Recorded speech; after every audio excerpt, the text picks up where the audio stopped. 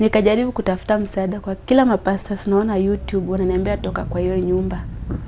Hiyo nyumba kuna nyoka, na ni ukweli kulikuwa na hapo, sidanganya. Ukweli? Ni ukweli. Uliona? Mimi niliona na macho. So dem alipigiwa simu. Kupigiwa simu akaingia, mimi na ujinga yangu nikachungulia. Alifunga lakini kuna kamoja nikachungulia. Ndio nikaona anaibadilishia bedsheet na mimi ndio naoshanga hiyo sheet na peonga na shindo zinatoka wapi, na mimi ndio natandika vitanda zao. Sasa hii bomu ya mwisho ilifanyika opposite na sisi. Jote hiyo siku niliingianga live TikTok. Yaani nilisikia ni kama nisi ndio tumefikiwa juu. Niliamka nikapata milango zote ziko wazi. So mimi nikaanza kuogopa, nikasema ai basi leo ni kifo yangu. Nilikutrust na pesa zangu. Yaani unanichukulia pesa zangu, nimestruggle, nimeteseka na kupigia mpaka simu una utu. Ulipata pesa ngapi kwa bank? Hakuna. Kwa majina naitwa Hellen ama Hellen. Mimi ni mama wa watoto wawili, msichana na kijana.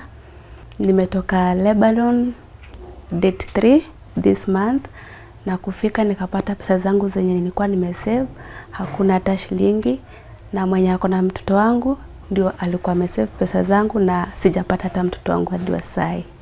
That's a lot that has happened in your absence ukiwa Lebanon. But now let's get right into the story tujue how it all happened. Yeah. Kwenye umetoka, umezaliwa mkiwa watoto wangapi? How was your growing up? Mali tumetoka kwa baba moja, mama moja, tumezaliwa watoto watatu.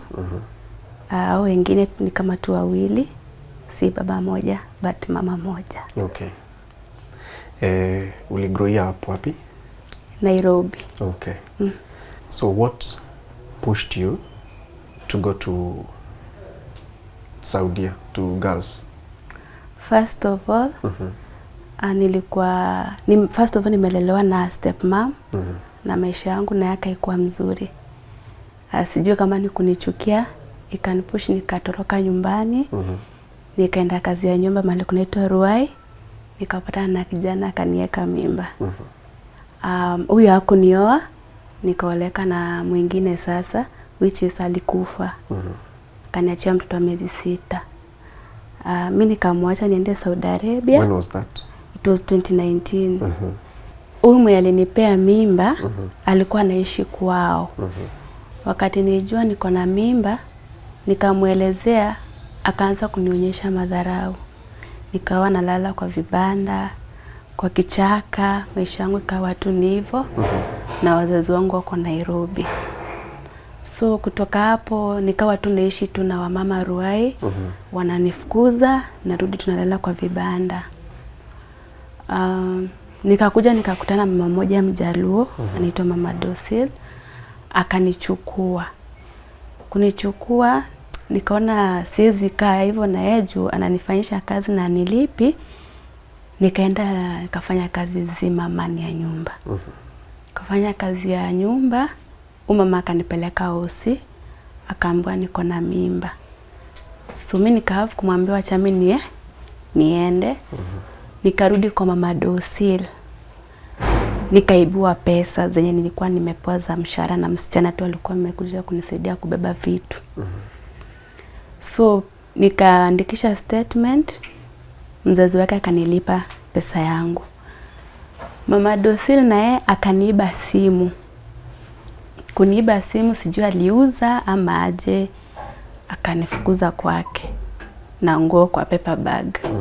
Sijui mahali pa kwenda, siwezi rudi kwetu. Stepmother tukienda na watu anatufukuza.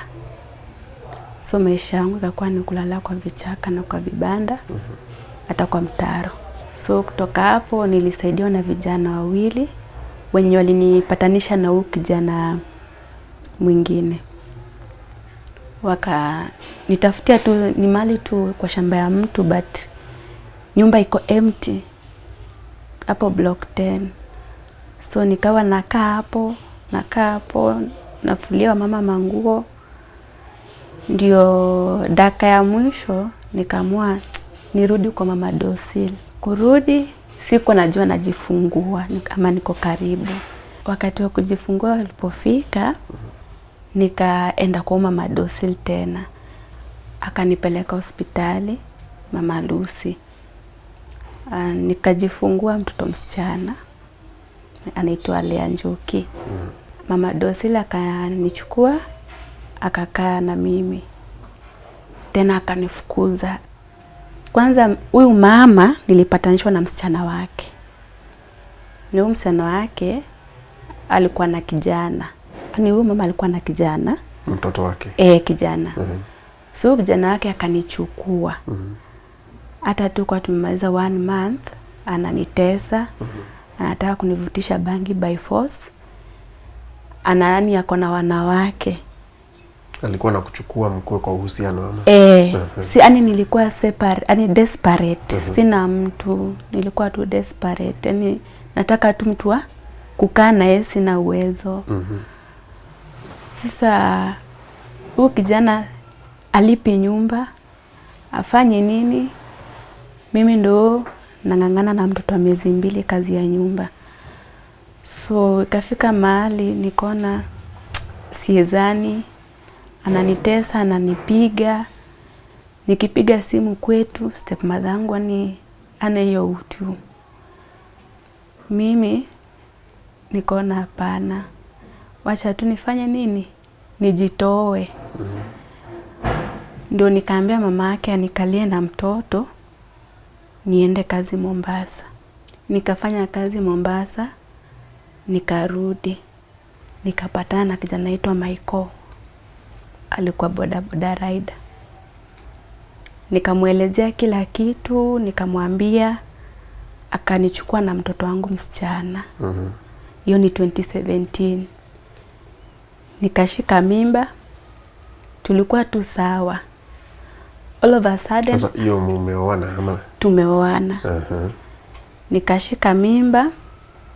All of a sudden akachange. Mimi ni ule mtu mwenye sipendi kukaa chini. Nikatafuta kazi ya nyumba kwa ule tu mama alikuwa ameniandika wa kwanza nikiwa na mtoto wangu.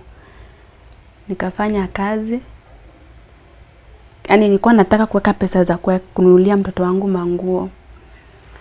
So kufika hapo, kulipa nyumba ikakuwa ni ngumu, amebadilika kabisa. Analewa, anakuja kwa nyumba, analala kwa kitanda na gumboot ziko na matope, ananipiga, anafunga ni nyumba na ndani, inabidi nimepanda juu kwa dirisha nibomoe nishuke, nifungue mlango. So wakati ilifika miezi 9, nikaenda nikajifungua. Kujifungua ndio madharau kazidi kabisa. Akikuja kwa nyumba ananitupa na watoto wangu nje.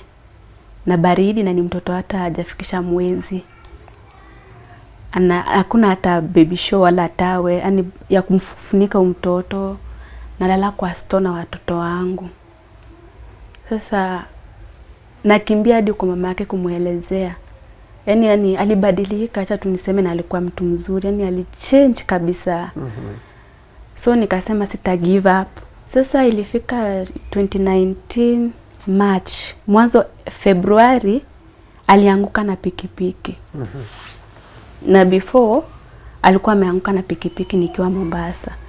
Akatorokwa na wasichana wote, nikaquit job yangu, pesa nilikuwa nao nikamsaidia. Yani hapo ndio aliona acha nikuoe tu. Ndio nikakaa naye tukajaribu kununua pikipiki ya second hand. Nilimpa hizo maoni. So ikafika mahali akachange hadi ananichapia mtoto, hataki mtoto tena. Anasema hii malaya, na Ilia na babake natembea kwa barabara inakula miraa na soda kwa mkono. Anatusi mtoto wako hivyo? Sasa nikamuuliza, nilikulazimisha kunioa na mtoto? Wewe ndio ulituma nitoe mtoto mali alikuwa. So ikabidi nimetoa mtoto, nimemregesha kwa huyu mama.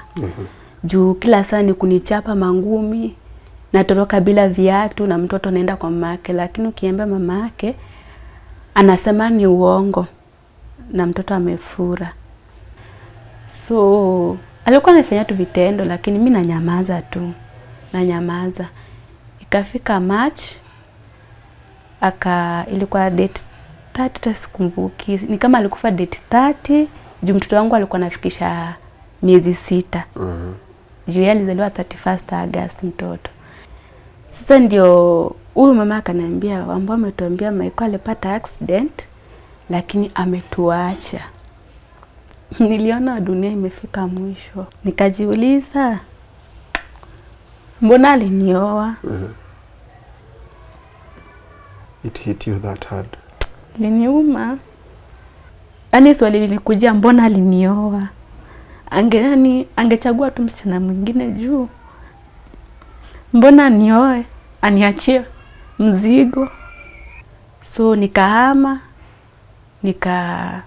nikaanza kuuza mayai. Nilinunuliwa na mama mmoja. Kazurusha mayai, nikafika mahali nikachoka. Nikasema hii maneno ya kuzurusha mayai, unapatana na mtu anakuambia nipe namba nikutumie 20 bob. Ama mtu anakuambia niuzie mayai lakini anaanza kukutongoza.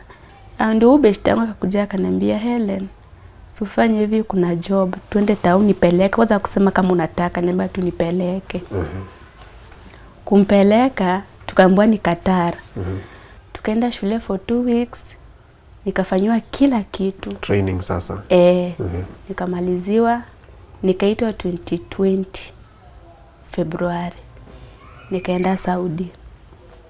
Kuenda nilikuwa tupo, nilipatana na boss wazuri sana. Kazi ilikuwa inakaaje? Siwezi complain. Juu walikuwa wamenipenda familia mzima. So what were you doing there? So kufanya tu job, ikafika na wakati nataka kurudi nyumbani. Ni kazi gani ulikuwa unafanya? Ya nyumba. Nikaanza tu Ramadhani ya kwanza ikaisha, ya pili ikaisha, Eid imeisha, nikagonjeka miguu. Sitembei, sikuli, nimekonda kabisa.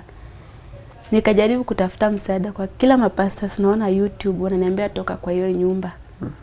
Hiyo nyumba kuna nyoka, na ni ukweli kulikuwa na hapo, sidanganya. Ukweli? Ni ukweli. Uliona? Mimi niliona na macho. Dem aliingia kwa room. Kuingia kwa room, mimi nikasema hii room yanaingia na kona kifungu juu kuna hapa malioneka nguo kuna moja haifungukangi, hawana kifungu. So dem alipigiwa simu. Kupigiwa simu akaingia, mimi na ujinga yangu nikachungulia. Alifunga lakini kuna kamoja nikachungulia. Ndio nikaona anaibadilishia bedsheet na mimi ndio naoshanga hiyo sheet na ponga na shindo zinatoka wapi, na mimi ndio natandika vitanda zao. Nikashtuka nikatetemeka, lakini nikasema acha tu nijitie nguvu, nijifanye sijaona kitu. Uliona nyoka? Mimi siwezi kudanganya juu hata nikiingia kwa nyumba mara ya kwanza kuna vile nilikuwa napanguza kusukuma hivi, nikaona kitu nafanya hivi. So niliuoga nikaachilia. Si kurudi hapo tena. Kuka 4 days hayuko, ni kama imetolewa. Juu kitchen nilikuwa naosha saa 4 ya usiku, nilikuwa nauliza mbona niosha asubuhi tena niosha usiku. Nilikuwa naambiwa wewe osha tu. So ikafika mahali nikamwambia hapana, hii ni kazi mnanipea. Wacha tu nioshange asubuhi. Sasa mimi nilikuwa na kierere. Nikauliza msichana, Aisha, mbona brother yako kuna nyoka hapa kwa mabega? Akanipea story, lakini mimi nikasema hapa kuna venye. Nyoka kwa mabega ama ni tattoo? Ni nyoka amekelewa kwa mabega, amepiga nao picha. Msana akaniambia ni best yake alimweka apige nao picha.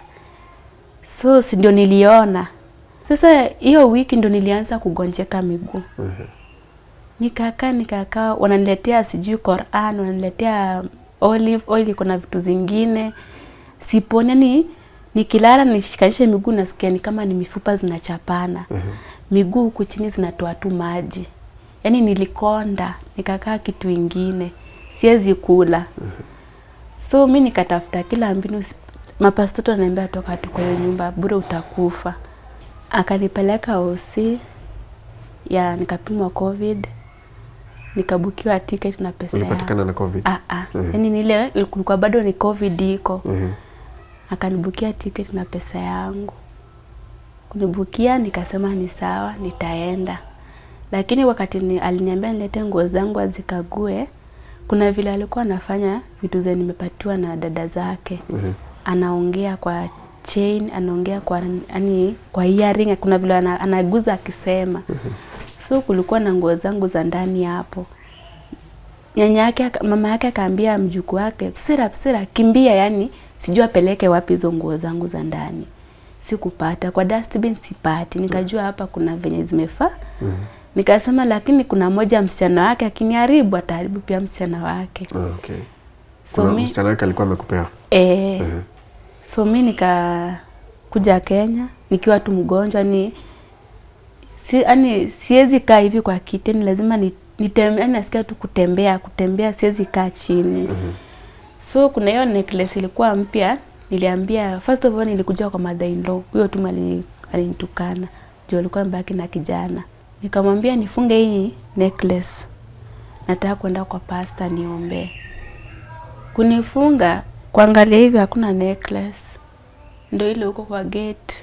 Ni true story. Ukifanya nini kwa gate? Sijui. Sasa iko chini, imefungwa pahali ama? Imetoka, yani imetoka yenyewe, imeanguka na huko. Hayuko kwa shingo tena. So mimi nikapigia brother yangu, kaniambia kuja nikupeleke kwa pastor. Wakajaribu kuniombea. Juu nilikuwa nakaa mwendo wazimu, hata kichwa inagonga tu, inawaka moto. Kapelekwa kwa pastor, nikaombewa, kichwa ikakuwa sawa, lakini bado miguu kitu inatembea tu kwa magoti. Yani sina amani. Ikifika saa 6 usiku napiga nduru. Hata madawa hazisikii. Ndio nikakuwa nimeapply kazi ya Qatar. Lakini nilikuwa naambia Mungu nisaidie tu tiketi sitoke kama sijapona. Yani ulifika tu hivi nikaanza process tu, yani sitaki kukaa. Na saa hiyo nilikuja, tusiwezi danganya, nilikuja na 137k. Juu mshahara yangu ya kwanza nilitumia mother-in-law 39k. Yani kweli uliona nyoka? Saudi niliona na macho, siwezi danganya. Kwa room. Sasa ukisema ilikuwa inabadilishiwa bedsheet, ilikuwa inalala kwa kitanda? Kuna mali unaona hizi wardrobes. Kuna moja yani hakuna hata mwenye ako na kifungu. Ni huyo dem ya wardrobe. Inalala hapo. Na hapo.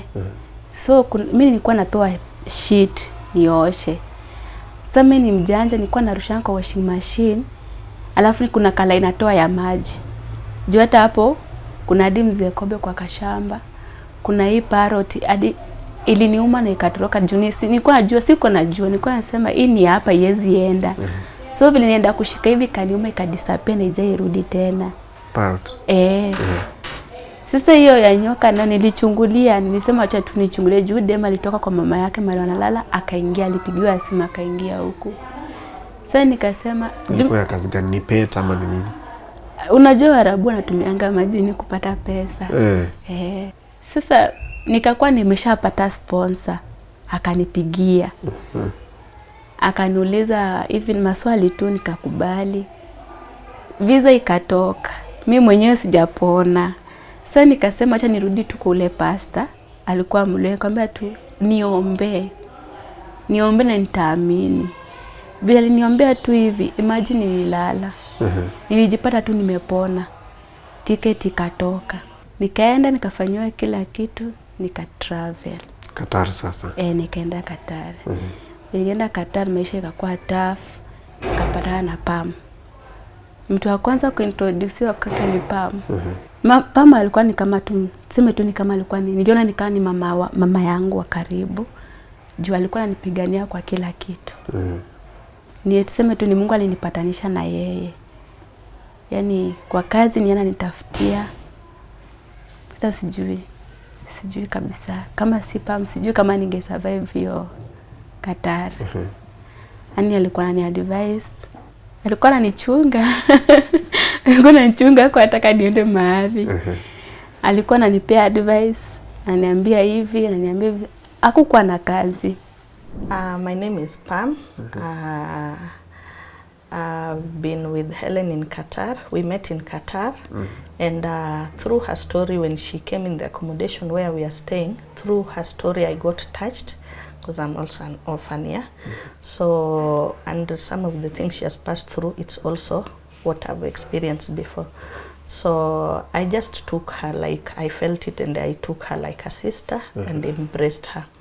So we have been with her throughout, I've been with her throughout her journey in Qatar, in Lebanon, until when she came And when she went to the woman staying with her child, we found out that the money she had nothing in her account, which I knew because I had sent something. You had suspected. I had suspected. It's just that she believed that woman so much, as much as I was trying to say something is not adding up. So even the issue of her child, I had brought up that issue because the child looked like health-wise the child was not okay. And it's something I'd told her before.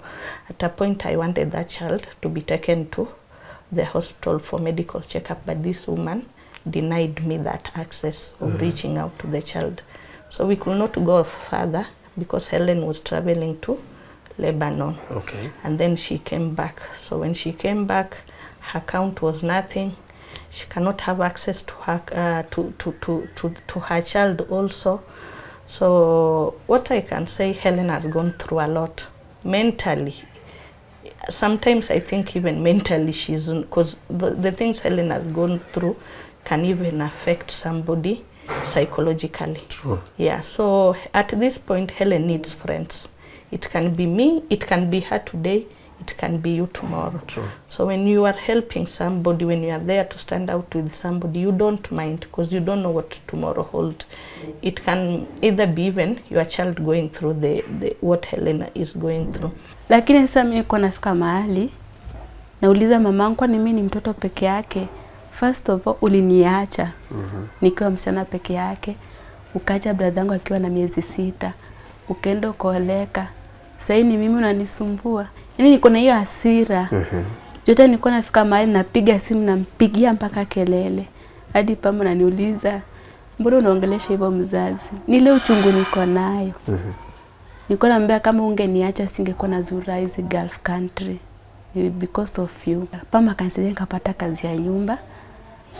Na ile pesa nilipata nikatumia mama kaenda clinic.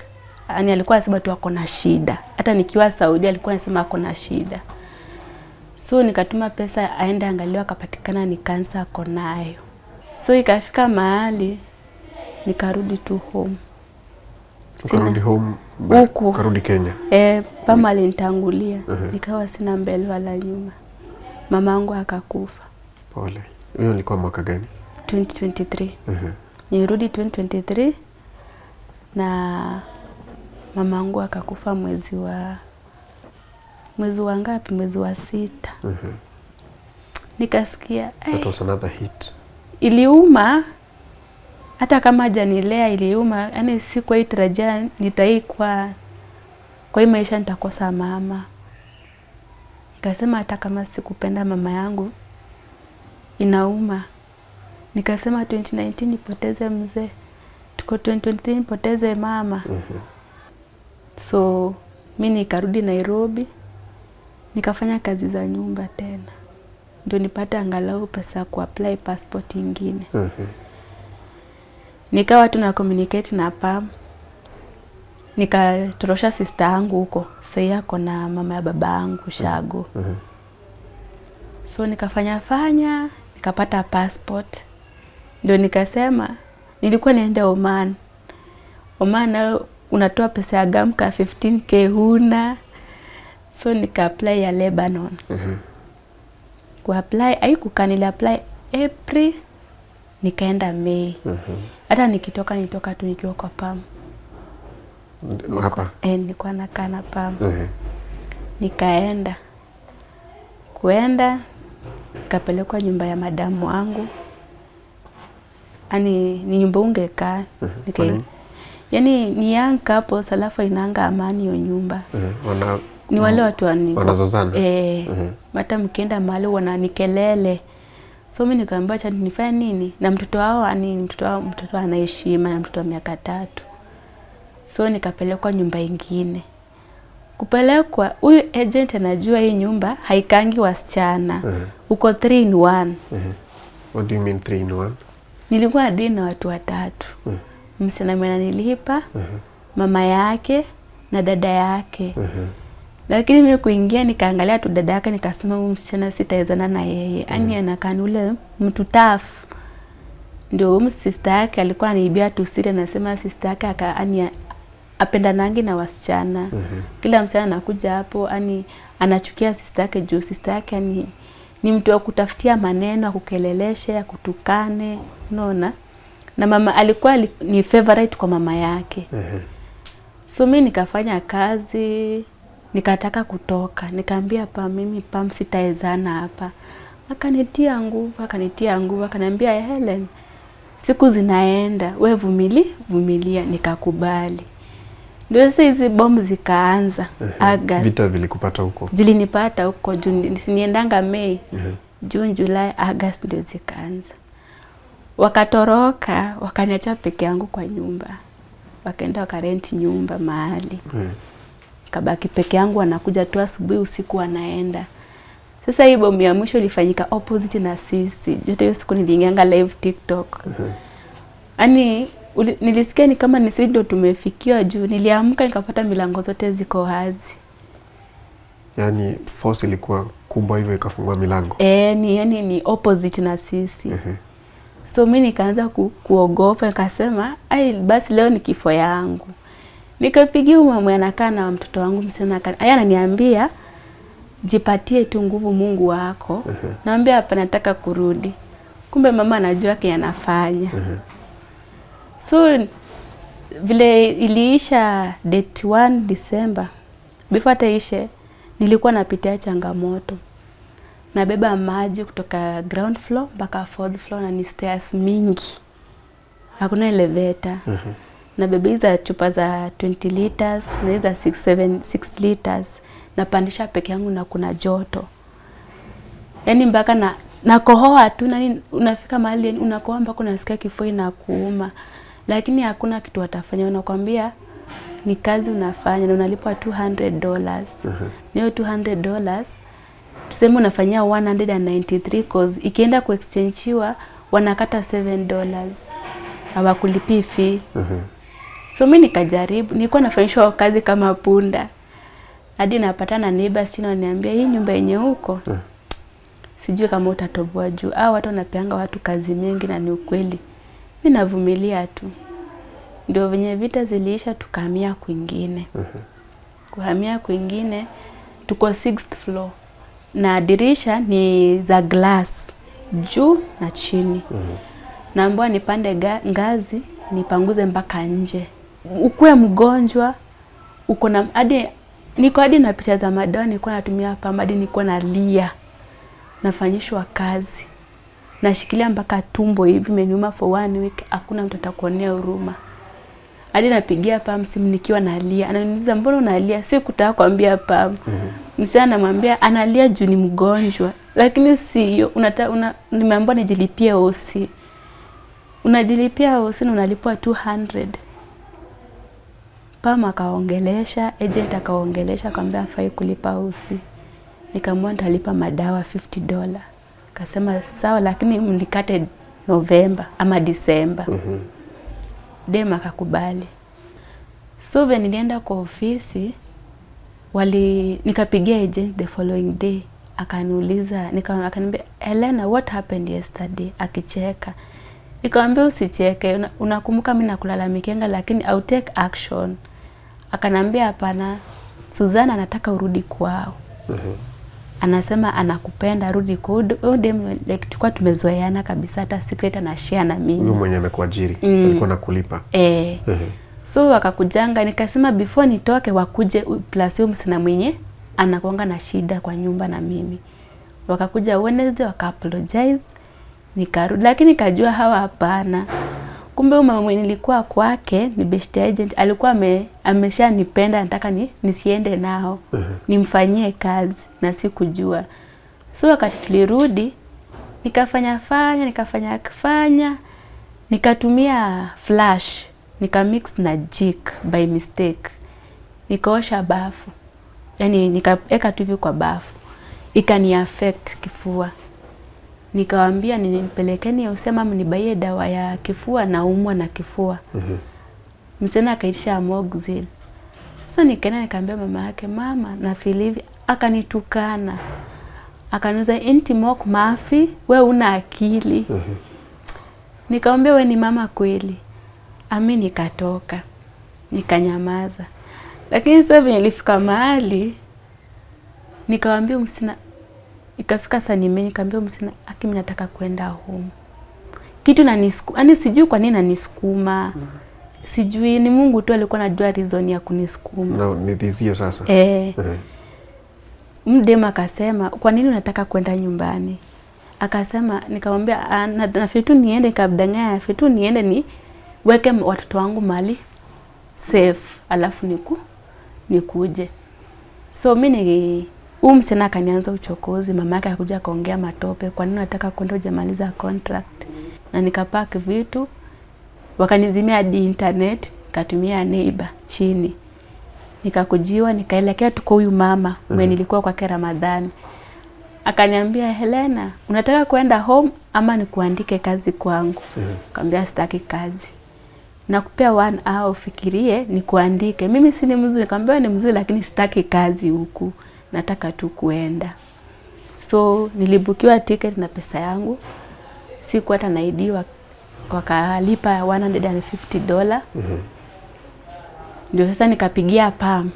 Kaambia pigia huyo mama. Kwanza ni text msichana wake Thursday. Ambia madhe aende kwa bank a withdraw pesa. At least nipate ya taxi kutoka airport mpaka kwenyu. Msichana ni text usiku na reply usiku Thursday, Friday. Nikapea Pam namba. Nikamwambia piga hizi namba. Akaniambia wanashika simu lakini hawaongei. Saa zingine akipiga wanakata. So mimi vile nilifika nililand saa ngapi? 11:45. Nikiwa niko karibu kuland, nikachukua simu ya chali fulani alikuwa amekaa na mimi. Nikamwambia hebu nisaidie nipige simu mahali. Mama alishika simu, kusikia madhe ni Hellen, aongei. Nikakata simu. Kufika airport, nikapigia Pam. Nikamwambia Pam, mimi niko stranded. Sina mbele wala nyuma. Sina do. Sina hata kitu, siku hata na pesa kwa mkono. Pam akaniambia acha nikuje na mtu tukuchukue. Pam alinikujia around saa 8. Usiku. Na ujue taxi, mimi nikamwambia nitalipa taxi. Nilikuwa dhani pesa iko, nitatoa nimpatie alipe. Hadi sasa sijailipa. Pam akanikujia, nikakuja naye hapa. Nikaamka asubuhi Sunday. Nikasema acha niende Ruai niangalie huyo mama. Kuenda nikamkosa. Nikapata msichana wake last born hapo na katoto kake. Nikauliza madhe ako wapi? Wakaniambia madhe alienda tujui ni wapi lakini emergency. Nikamwambia narudi leo, akasema sidhani. Kumbe neighbors wanajua lakini hawataki kuniambia story na pesa. Wanaogopa vile wataanza. So mimi nikasema acha nifike huko mali mtoto wangu wako. So unajua watu wakiona dhani ni pesa uko nayo. So nikaenda nikaona mtoto wangu kijana, nikatoka. Nikasema sitoki, acha nikae hapa mpaka mama arudi. Hakukuja. Nikarudi kwa Pam. Nikapigia msichana wake hata before ndio akaniambia madhe alienda Kisumu emergency, kuna shughuli. Lakini pia kesho tunaenda Nyandarua, kuna mazishi. Kazini yangu alikufa, yani kazini yao. Tutakuja na yeye. Nikamwambia lakini utendaje na mtoto wa shule? Kisumu kutoka Nairobi na ameacha wajukuu wake kwa nyumba. Mbona anaharibia mtoto wangu masomo juu? Mtoto analipia mpaka tuition lakini hakuna kitu ana perform kwa class. Teacher ananikomplainia. Tukapiga simu, akaniambia amekuja Wednesday. Niende jioni. Nikamwambia Pam hapana, sisi enda jioni, acha niende Thursday asubuhi. Kuenda mimi niko na hiyo furaha, lakini Pam ananiambia usishangae ukipata mama alitoa pesa zako. Yaani naona ananivunja moyo. Na mimi lakini najipea tu nguvu nitapata pesa. Nikapata hayuko. Tukaambiwa tuende kwa msichana wake, tukapata hayuko. So nikaenda shule. Nikapata mtoto wangu anakaa kitu kingine, mtoto ni mchafu, yani ako na korea tuku kwa shingo. Yani teacher hata akishika hivi ni uchafu inatoka. Yani mtoto anakaa mgonjwa. Ukimuuliza kwa nini unakaa hivi, anasema hakuna maji. Kisha akaniambia tafutia mtoto wako mtu wa kukaa na yeye. Mtoto hakujangi shule. Mtoto afanyiwangi nini? Na ujue nikituma pesa natuma mpaka ya tuition hailipwi. So mimi nikarudi home kwake. Nikasorora, mwanzo hata sikuwa nimesorora bagi yangu. Niliacha bagi huko, suitcase kubwa nikienda. Mama akakuja akashtuka. Nikamwambia madhe usicheke. Hebu tuende unipe pesa ya. Alikuja finally mlipatana na yeye. Alinipata bedroom yake. Alishtuka. Nikamwambia madhe acha kucheka, tuende unipatie nini? Nitolee pesa za mwanzo. Alikuja akapata na complain kuhusu nguo ya mtoto wangu kuibiwa na msichana wake. Huyo tu msichana mwenye nakwambia alikuwa ananiiba mpaka wakati 2015 huko. So akaniambia Hellen, kuna vile nataka tuongee. Nikamwambia isikwe ni pesa. Juu nilikuwa nakutumia yako, mshahara wangu ya kwanza nilikupea yote. Nilimpea mshahara wangu yote ya kwanza, siwezi danganya. Unaona? Hadi December, yani ni mama greedy. Ndio akakaa chini, msichana wake anacheka, last born wake anacheka, mwambie Fire unacheka nini? Ati anacheka tu vile unase. Ndio mama akaniambia Hellen, nilitoa 100k. Ya kufanya kazi gani? Nikamwambia ya nini? Akaniambia ushago kwao kulikuwa na vita ya shamba. So alihave kutoa 100k. Yaani nilifika nikaanza niliumwa, nikalia, nikamwambia madhe kwa nini? Nilikutrust na pesa zangu. Yaani unanichukulia pesa zangu, nimestruggle, nimeteseka na kupigia mpaka simu una utu. Yaani ilibidi ameita mpaka neighbor. Neighbor akasema madhe alituambia ametoa 100k lakini tukamuuliza kwa nini unatuambia kama umeshatoa pesa za mtoto wenyewe? Ati anatetemeka. Mimi nikamwambia hapana, nataka pesa zangu. Akaniambia utalipa, nitakulipa. Nikamwambia utanilipa na nini pesa yangu? So mimi wakati aliambiwa, nikamwambia basi tu unipe pesa zimebaki juu nataka kulipa deposit, nitafute kazi, sitaki kukaa huku Kenya jumeisha. Kulingana vile niteseka 2023 sitaki. Juu wakati nilirudi niliteseka hadi wasema wako wananitukana. Yaani nilipitia tu mateso, hata mwenyewe alikuwa anajua. Akasijua alificha kadi ya bank. Anajifanya anatafuta. Nikamwambia, akaambiwa endeni tu hivyo. Yaani sijui kufika kwa bank, anaambiwa mama finyilia kidole na nguvu hafinyi. Hafinyi. Mimi namfinyilia, ananiuliza wewe ndo unanifinyianga. Nikabaki na question mark. How? Ndio huyu kijana akaniuliza. Nikamwambia hapana. Mlipata pesa ngapi kwa bank? Hakuna. Na ulikuwa na expect ngapi? Mimi nilikuwa na expect 200,000. Mkapata? Hakuna kitu. So hakutoa 100, alitoa zote? Alitoa. Sasa ndio nakuja hapo. Aliambia mama kwa locked account hakuna kitu kuweka pesa. Hakuna hata shilingi. So mimi nikaambia msee hapana, alitoa tu 100k April. Huyu akaniuliza kulingana vile unatoa statement, account ni yako ama ni yake? Nikamwambia kusema kweli account ni yake, pesa ni yangu. Akaniambia ilifunguliwa lini account? Nikamwambia last year July date 12. Pesa kwanza uliweka ngapi? Nikamwambia 16,400. Ya pili 20,000. Akaniambia Suzana Akuma alideposit 16,000 July 400. Akarudi aka withdraw 15k. That same day. Anakaa siku mbili anatoa pesa. September alideposit 20,000 28. Same month date 30 aka withdraw 15k. Akarudi aka withdraw 3k. Akarudi aka withdraw 2k.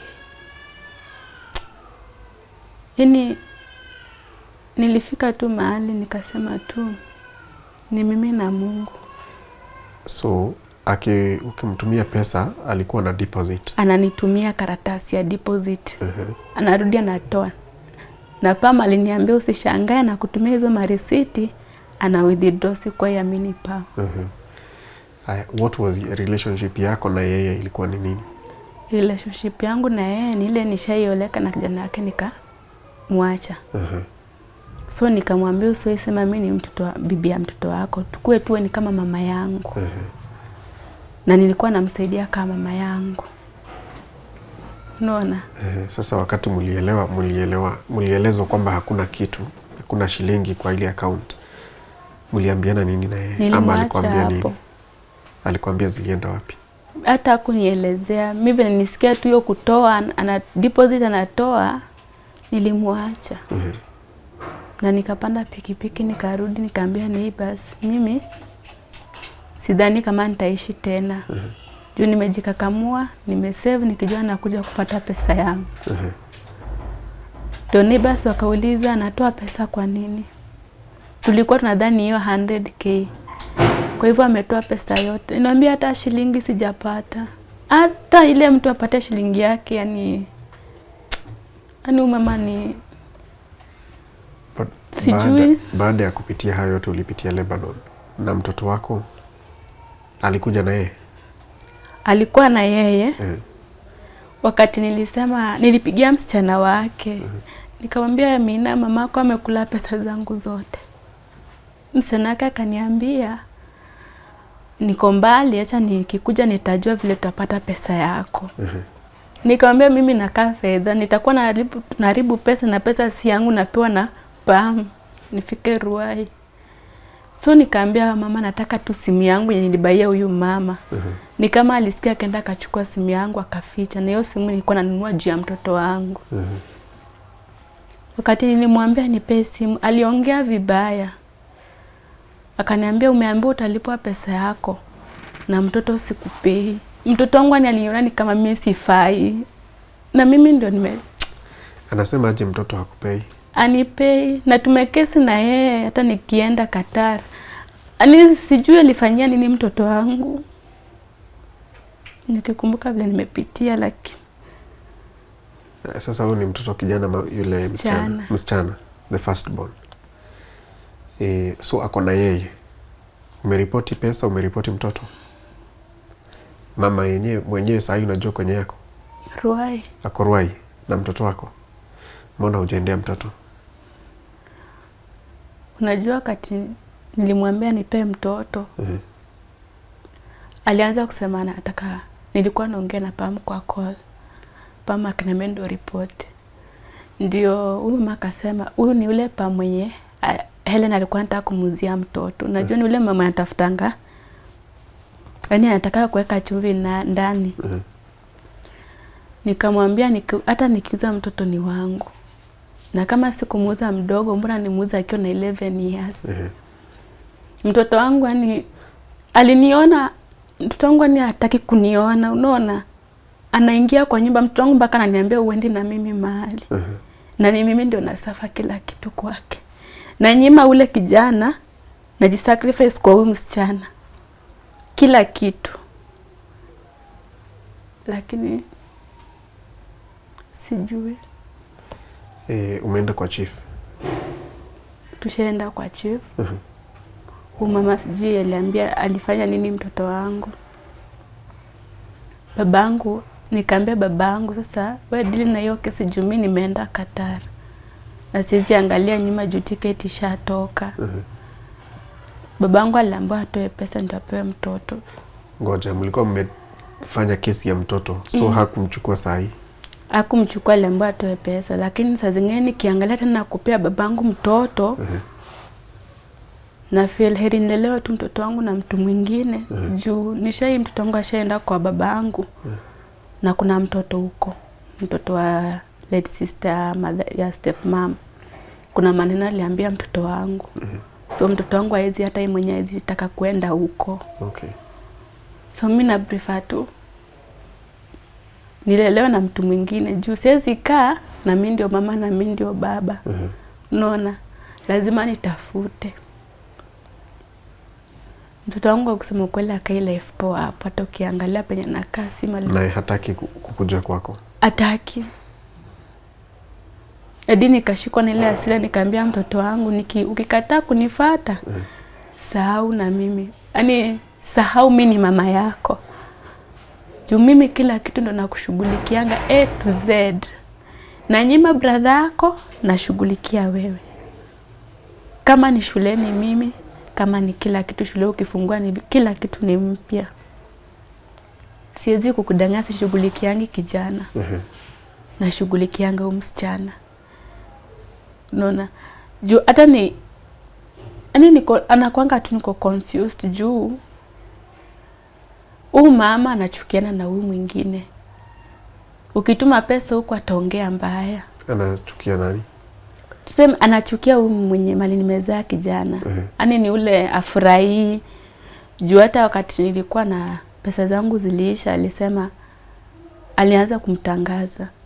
Lakini mimi huwa nasema usoi tangaza mwenzio kama ujui yako itafika lini. Kwa hivi sasa Hellen anataka nini? Mimi kitu nataka tu kurudi Gulf country. Juu mimi nikiwa nimekuja nilikuwa nakuja kununua kazi juu nimefanya kazi ya nyumba for 5 years nimechoka. Sina mbele wala nyuma, hakuna kitu nimefanya. Na pesa za Gulf.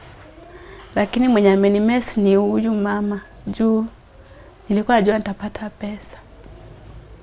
Mimi nataka tu nirudi Gulf country. Nifanye kazi.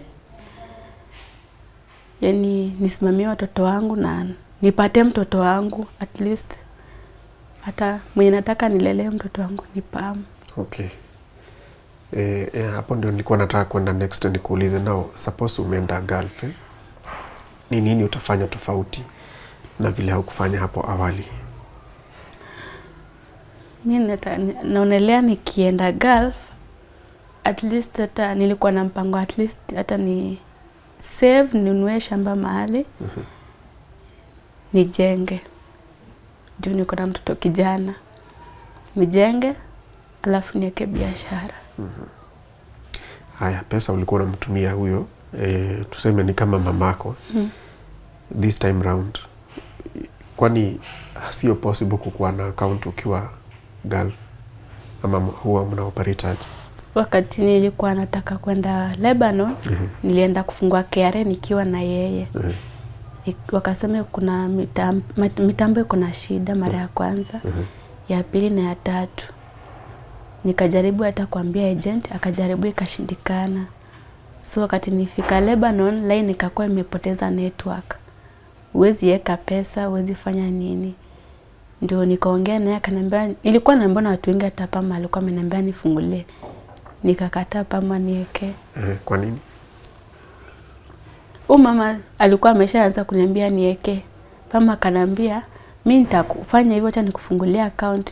Although hata nikiwa Qatar Pam ashai nipea ngo yake nifungulie na wakati nilisha hiyo alinipea pesa yangu utakuwa itumia. Ilikuwa 32k. Nilikuwa nimesave 32k na ni mwezi mmoja. Unataka mtoto wako na pesa? Nataka tu pesa yangu. Juu msichana wake ameniambia ati 4 months or 5 months. Ni utapata pesa yako? Ati.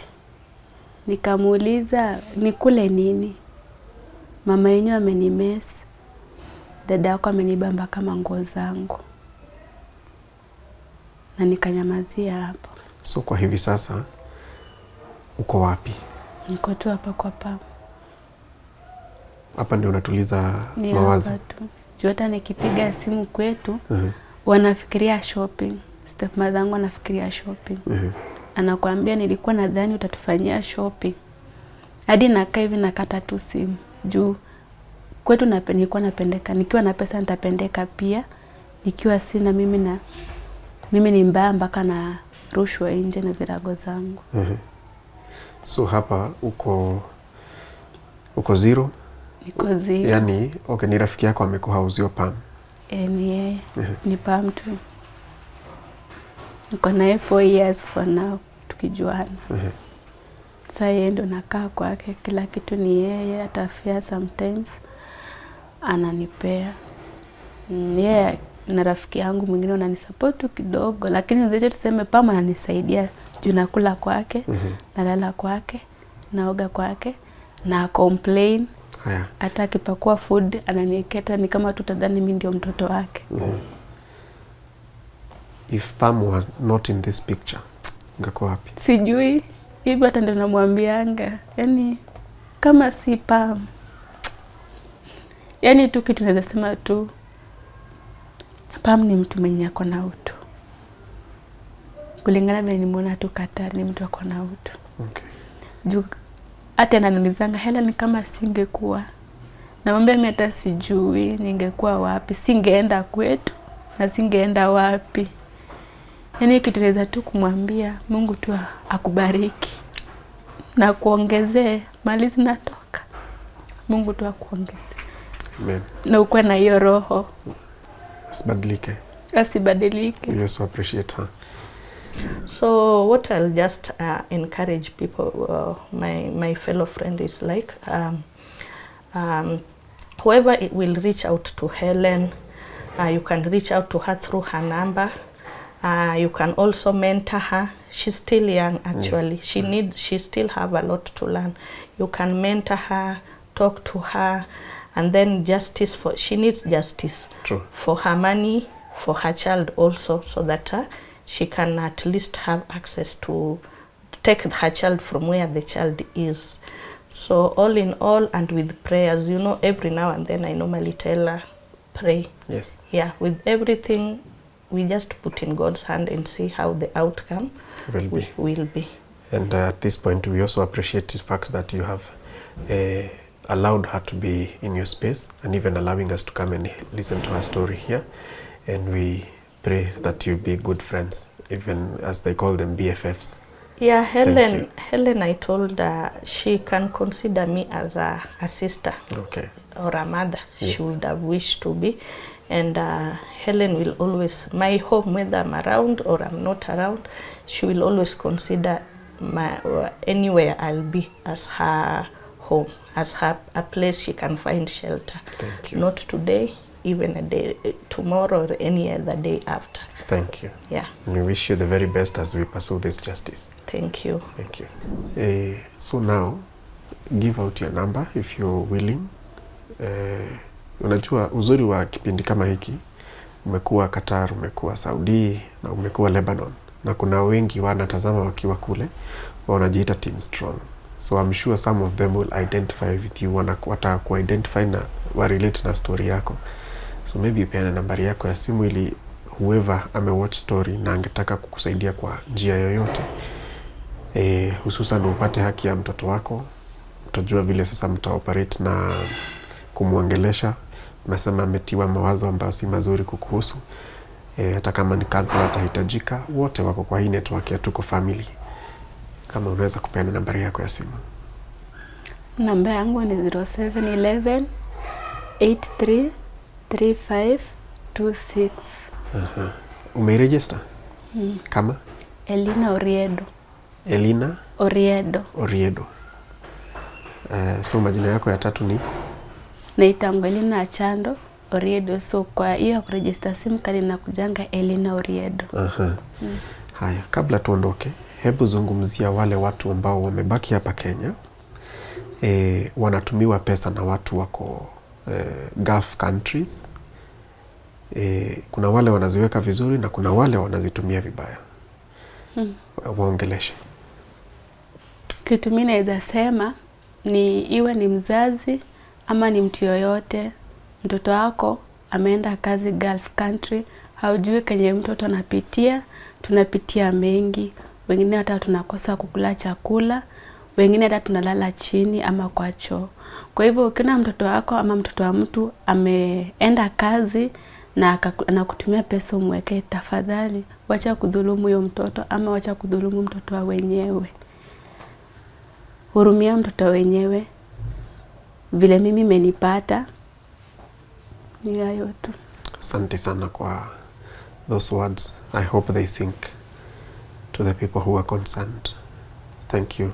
Welcome. We appreciate your confidence in our platform, kushare story yako na sisi. Na tuna hope pia familia ya Tuko watakushika mkono ili mtembee safari pamoja. Usikue peke yako. And we appreciate Pam. Tuko family, that is disheartening story of the life ups and downs here in Kenya and in Gulf countries of our guest, Hellen. And you've heard the kind of pain that she has had to undergo, including that of her daughter being pitted against her and her loss of her savings from Lebanon. How shall we work with her? Get in touch with her, give her a word of encouragement. She will appreciate as you walk with her through this journey. That has been my story right here on Tuko. My name is Kimori Wangeshi. Thank you for watching. Team Strong, Mukai Strong.